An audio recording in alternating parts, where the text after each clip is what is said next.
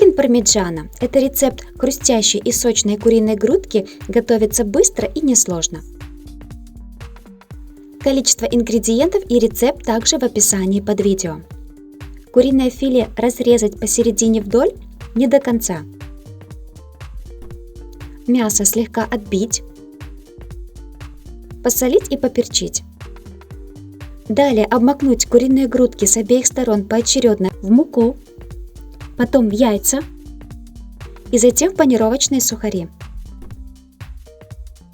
Обжарить на сильном огне по несколько минут до золотистой корочки и после выложить на бумажное полотенце. Тем временем нарезать томаты черри, лук и чеснок. Обжарить овощи в небольшом количестве масла примерно 5 минут. Добавить соль и перец по вкусу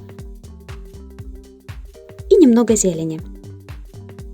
Выложить куриные грудки на противень, поверх аккуратно выложить обжаренные томаты с луком и поверх овощей выложить кольца моцареллы и натертый пармезан. Выпекать при 180 градусов Цельсия 15-20 минут.